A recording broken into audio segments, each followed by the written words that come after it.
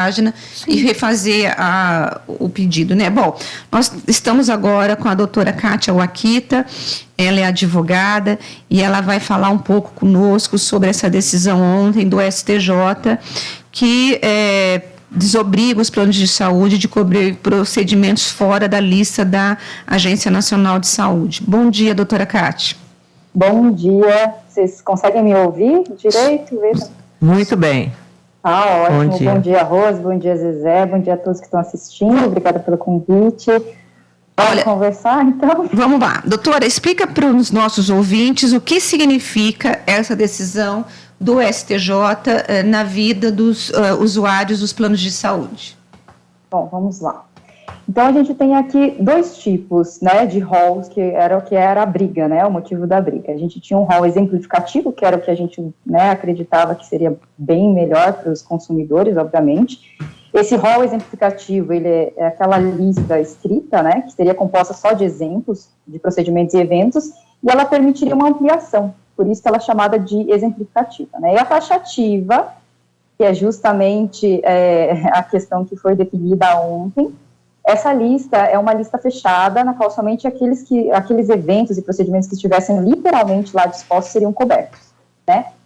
Então, assim, resumidamente, contextualizando aqui, bem resumidamente, a preocupação dos consumidores é óbvia, né? Pagar altas mensalidades, inclusive a atual reajuste que teve ali, altíssimo, e não ter o devido tratamento quando ele mais precisar, né? Já as operadoras, basicamente, tá? O argumento foi em relação ao aumento da sinistralidade, né, uma desproporcionalidade contratual que eles teriam, mas por trás, a gente sabe que o intuito dessa taxatividade era, assim, basicamente daquelas grandes operadoras, que o exemplificativo acabaria diminuindo também a lucratividade, né, haveria o repasse de valores para os beneficiários também, mas a principal preocupação, e talvez essa seja a preocupação do judiciário, era quanto às pequenas operadoras, né, que claramente elas não conseguiriam bancar um tratamento ou medicamento custoso. A questão é que isso pode ter um efeito rebote até para as operadoras, né, ou efeito contrário, né, para a intenção dessas operadoras, porque de certa maneira a gente sabe, né, que a dificuldade que os consumidores enfrentarão, né, frente às operadoras, esses consumidores vão repensar também na contratação do plano ou não, se é melhor contratar uma seguradora, né, que é a operadora de saúde, é uma seguradora, ou colocar um dinheiro da mensalidade no investimento. Imagine-se R$1.000, R$1.500, R$2.000 que você paga e no final o consumidor não sabe qual é a doença que ele vai ter, né? Se ele vai ter, se não vai ter. Então, assim, pagar todas essas altas mensalidades e depois lá na frente acontecer alguma coisa e ele não ter coberto, é um valor muito alto, é um custo muito alto. E isso indiretamente vai transferir também a responsabilidade do SUS, né? Se não for coberto, para quem que eles vão recorrer? Para o SUS, né? Então, indiretamente também impacta no SUS. A gente viu, né, a argumentação, eu assisti uma parte por parte das seguradoras, né, quando teve essa discussão, e essa é também uma discussão que está no Supremo Tribunal Federal. Então, quer dizer, há possibilidade de recurso e o Supremo também julga uma ação. No STJ, a gente tinha a expectativa de que fosse mesmo esse o resultado. E, em parte, também, eu acho que os ministros, eu não sei o quanto colaborou o lance de ter uma campanha na internet, coisa e tal, pressionando os ministros. Às vezes eu tenho a sensação de que isso fez com que os ministros... Eu tenho até influenciado os ministros. Ao contrário, né? Ao contrário, sabe, para falar, porque hoje o que se diz o tempo todo é que os órgãos de justiça, nesses casos mais ruidosos, eles jogam para a plateia, né? Agora, em relação ao Supremo, qual a expectativa da senhora? Porque é ali que a coisa vai ser decidida mesmo, de verdade. Tem uma terceira via? Exato. Na verdade, né, o que acontece? Agora se discute muito isso, foi a ministra Nancy, inclusive, que já deixou ali, né, já jogou ali no meio, de que isso vai subir para o Supremo, né, essa questão mesmo, né, do que foi definido ali na STJ, porque existem diversas pautas constitucionais, né, ela não vai se não vai ficar só no Superior Tribunal, ela vai para o Supremo, né? Ela consegue subir, e aí pode ser que tenha alguma reversão. Porém, quando a gente fala dessa decisão, né, e eu acho que, assim, é um alento para os consumidores também, né, não haverá tanta modificação assim em relação aos direitos deles, tá? Era esperado que fosse taxativo? Era, a gente queria? Não queria. Mas a tese que vai ser fixada pelo STJ é uma tese de taxatividade mitigada. O que isso quer dizer? Ela comporta exceções, né? Essas exceções são basicamente formas de conseguir ainda continuar judicializando, e que isso, inclusive, pode trazer uma repercussão muito maior para o judiciário, porque as negativas serão maiores e as judicializações também serão maiores. Né? O que vai acontecer? Né? Qual que é a tendência agora para o judiciário?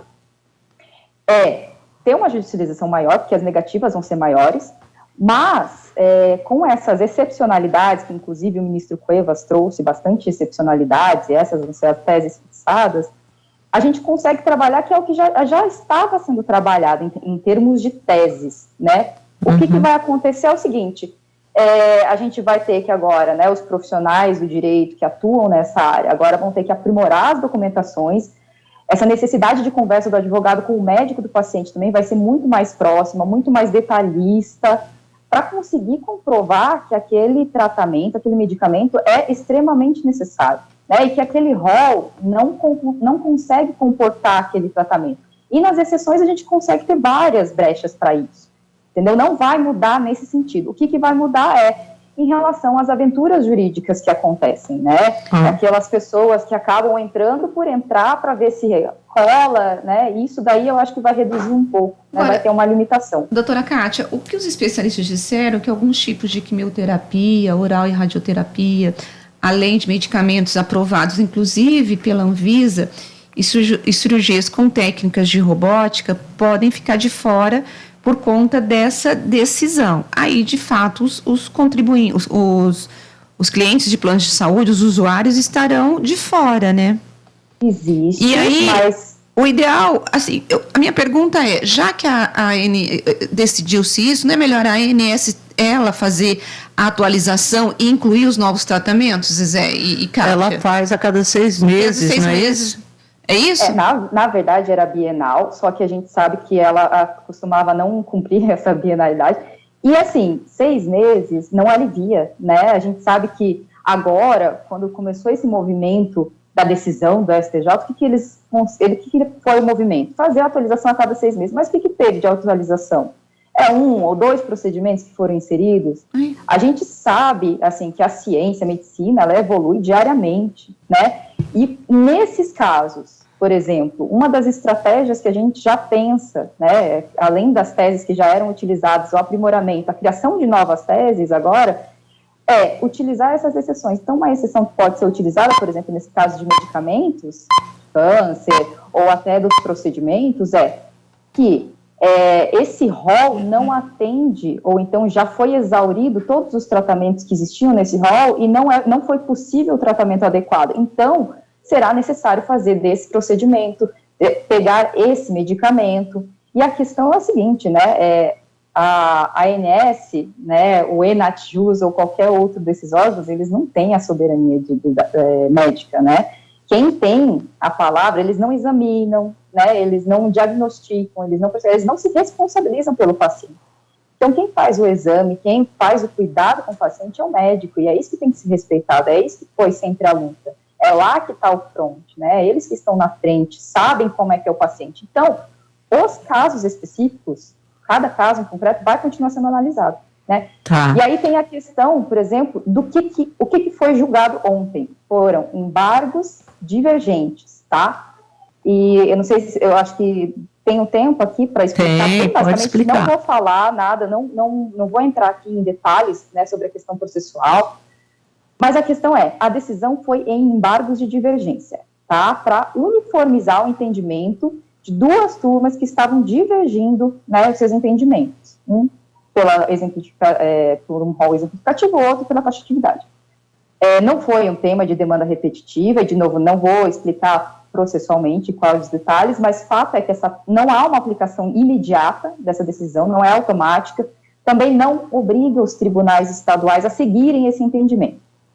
Claro que há uma tendência de que esses tribunais sigam, né, até talvez, né, por uma comodidade, olha, já foi definido, então é rol taxativo, não está no rol, não vou aceitar, né, mas fato é que ele não vincula, né, então os tribunais podem continuar decidindo de forma diversa até chegar no STJ e decidir sobre o caso concreto, e também chegar no STF, né, a questão houve uma barreira a mais criada, mas ela não extinguiu os direitos, entendeu? Tá, assim, eu acho um assunto extremamente complexo, né?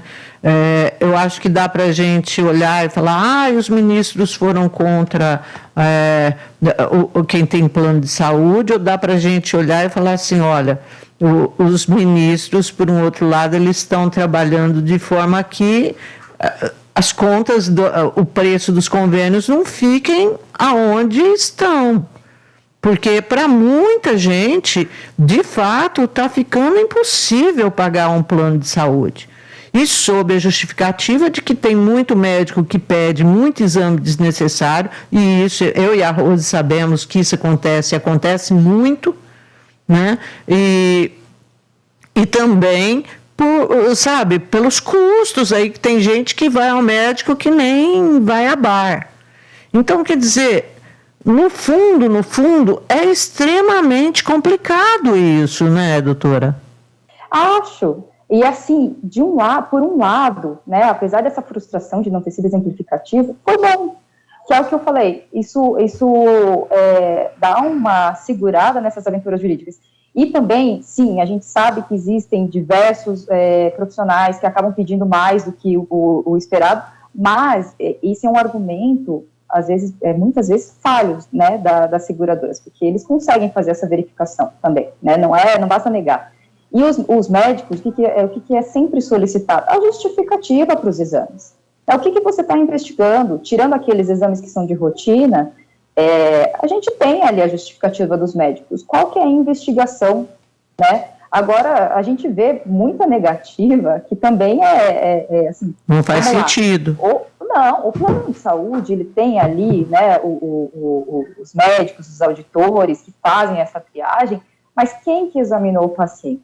Né? A gente sabe que o corpo é individual, sabe? Os sintomas, eles impactam de uma forma individual. Então, quem está ali analisando, quem está examinando, quem está pedindo, é o médico. Óbvio que tem alguns exames que vão fugir totalmente do padrão de algum possível diagnóstico que será fechado. Agora, doutora Kátia, tem um ouvinte nosso aqui, o Edson Elias, ele está perguntando que ontem ele leu que havia algumas preocupações, algumas manifestações de preocupação de alguns pais com relação aos seus filhos autistas. Tem algum problema para esse pessoal? Oi, Elias. Então, na verdade, é o seguinte, como eu falei, vão ser criadas somente barreiras, mas veja, as decisões, e isso que é o interessante, né, quando a gente vai fazer análise de tese e análise de argumentação, o que já existia, né, para a questão dos tratamentos, né, até o que a gente sempre fala muito de a terapia ABA, né, que é muito importante para os tratamentos de autistas. Já existia essa tese, já era argumentada, ela não está necessariamente, né, o que muitos falam, não está necessariamente no rol, não está lá escrito ABA, não está escrito terapia ABA é permitido, só que ela está implícita. Inclusive, existe até uma nota técnica, agora que eu não lembro, 196, acho que é 196 de 2019, que inclusive trata isso, que existe ali a psicoterapia, falando que, eu não lembro exatamente as palavras, mas ele explicitou e deixou escancarado que não está se discutindo terapia ABA aqui, porque terapia ABA está presente no rol. Ou seja, qual que é a tese agora? Utilizar a fala e o que está no voto do ministro, entendeu? Além do que já estava sendo utilizado. Uhum. Olha aqui, temos uma votação. Não se discutiu isso porque nos dizeres do ministro, em que discutia-se sobre taxatividade e exemplificatividade do rol, está inserido. né? E a gente pode utilizar isso. Então, assim, há uma criação de barreiras, mas existem diversas oportunidades, diversas teses, diversos argumentos que podem ser utilizados a favor dos consumidores. Então, em relação à TEA, a mesma coisa. O interessante sempre em TEA, né, demonstrar que esse tratamento está sendo eficaz para aqueles que já estão fazendo tratamento e demonstrar também com base em evidência científica. A gente tem também, em relação a exceções, a gente pode demonstrar tudo isso, né? Qual que é essa eficácia, a melhora que essas crianças têm. Então, assim, não tem tanto argumento que vai conseguir barrar esses direitos, entendeu? Tá, joia. Tem mais alguma pergunta, Cecília? Não, obrigada. Doutora, eu quero agradecer o tempo que a senhora dispensou aqui para poder falar com os nossos ouvintes e explicar essa notícia, né, que não é tão boa para eles, mas vamos lá. Muito obrigada, viu? Obrigada a vocês, até mais. Até mais. Bom, Zezé, a gente vai para o intervalo ou a gente continua? Vamos continuar.